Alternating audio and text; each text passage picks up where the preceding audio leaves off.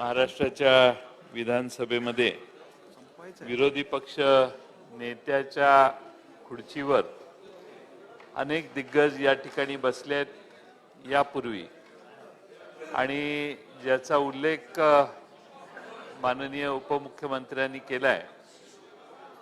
महाराष्ट्राची ही विधानसभेची विरोधी पक्षाची खुर्ची ही महाराष्ट्रातल्या 12-12.5 कोटी जनतेला न्याय देण्यासाठी अजितदादा नक्की वापरतील, हा मला विश्वास आहे। राष्ट्रवादी काँग्रेस पक्ष, काँग्रेस आणि शिवसेना या सर्वांच्या वतीनं महाराष्ट्राचे विरोधी पक्ष नेते म्हणून केलेलं काम हे नक्की पुढच्या काळात अधिक महाराष्ट्रातल्या जनतेला न्याय देणारं ठरेल, हा मला विश्वास आहे। दादांच्या स्वभावाचं वर्णन माननीय मुख्यमंत्री उपमुख्यमंत्री यांनी सविस्तर केलेलं आहे। दादांचा स्वभाव रोखठोक आहे, स्पष्ट आहे, आणि मला खात्री आहे की या सभागृहात ज्या गोष्टी चुकीच्या आहेत, ज्या गोष्टी शासनाकडून त्रुटी राहतील, त्याच्यावर समर्थपणाने बोट ठेवण्याचं काम दादा तात्काळ करतील। सभागृह चालू असताना अनेक गोष्टी अशा असतात की ज्या 2-3 क्षणात आपल्याला निर्णय घ्यावा लागतो, आणि 30-35 वर्षाचा या विधिमंडळातला त्यांचा अनुभव हा नक्की त्यांना त्यासाठी उपयोगी पडेल असा मला विश्वास आहे। आज दादा विरोधी पक्ष नेते म्हणून या ठिकाणी विराजमान झालेत, पण या सभागृहातली उपमुख्यमंत्रीपदी त्यांनी भूषवले, अनेक खात्याचा अनुभव त्यांना आहे, आणि म्हणून प्रत्येक खात्यात खास करून अर्थमंत्री म्हणून मागच्या 2.5 वर्ष त्यांनी काम केलेलं असल्यामुळं इतर सर्व खात्यांचा मंत्री होणं वेगळं आणि अर्थमंत्री होणं वेगळं, त्यामुळं प्रत्येक खात्यामधले बारकावे समजण्यात दादांना त्याच्यामुळं अधिक सुलभता येणार आहे। आणि म्हणून मला खात्री आहे की सरकारच्या बाजूने अनेक विषय ज्यावेळी मांडले जातील त्यावेळी अतिशय समर्थपणाने विरोधी पक्षाची बाजू ते मांडतील। त्यांची भाषणाची शैली, अधिक आक्रमक पद्धतीने बोलण्याची पद्धत, आणि आपल्या सभागृहात सरकारच्या बाजूने जे मुद्दे मांडतील त्याला योग्य असं सहकार्य देखील त्याच प्रमाणात अजितदादांच्याकडून होईल असं मला विश्वास आहे। आजचे माननीय मुख्यमंत्र्यांचं भाषण हे अतिशय उत्तम होतं, आम्हाला सगळ्यांनाच भावलं।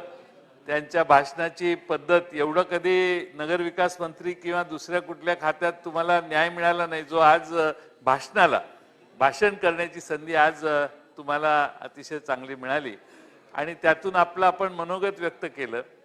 आम्हा सर्वांना खात्री आहे की आपलं सरकार ज्या ज्या गोष्टी चांगल्या करेल त्याला विरोधी पक्ष नेते म्हणून अजितदादा नक्कीच सहकार्य करतील। या महाराष्ट्रातल्या जनतेचं सामान्यपणाने जे अनेक प्रश्न आहेत, मग दुष्काळ आहे, पूर आहे, अनेक संकटे या महाराष्ट्रावर वारंवार येत असतात, आणि त्या संकटाच्या वेळी देखील अजितदादा विरोधी पक्ष नेते म्हणून धावून जातील असा मला विश्वास आहे।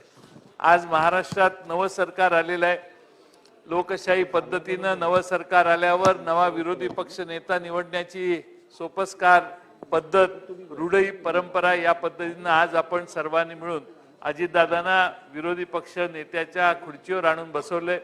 मला खात्री आहे की माननीय एकनाथ शिंदे साहेबांचं सरकार राज्यात चांगलं काम करेल, यात दुमत नाही।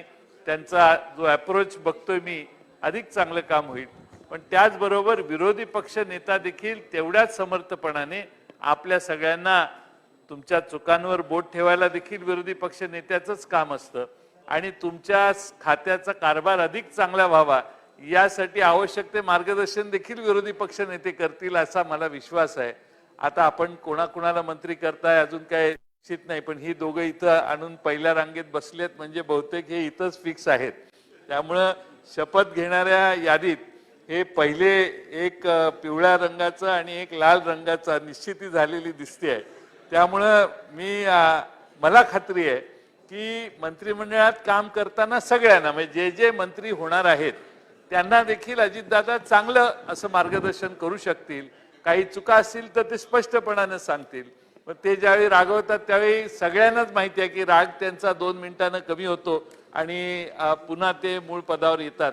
त्यामुळं मला खात्री आहे की आपल्या सर्वांना अधिक चांगल्या पद्धतीने एक कणखर विरोधी पक्ष नेता म्हणून अजितदादा निश्चितपणानं आपल्याला चुकांवर बोट ठेवायचं, विरोधी पक्षाच्या वतीनं सरकारकडे मागण्या मांडण्याचं आणि त्याचबरोबर आपल्याला मार्गदर्शन करण्याचं कामही निश्चितपणानं होईल असा विश्वास बाळगतो माझ्या पक्षाच्या वतीनं आणि सर्वच आमच्या पक्षाच्या वतीनं माननीय अजितदादांना विरोधी पक्ष नेता म्हणून आम्ही सगळ्यांनी निवडलेलं आहे. त्यांना मी मनपूर्वक त्यांचं अभिनंदन करतो. त्यांच्या पुढच्या कारकिर्दीला शुभेच्छा देतो. सन्मान्य थोरात साहेब. अध्यक्ष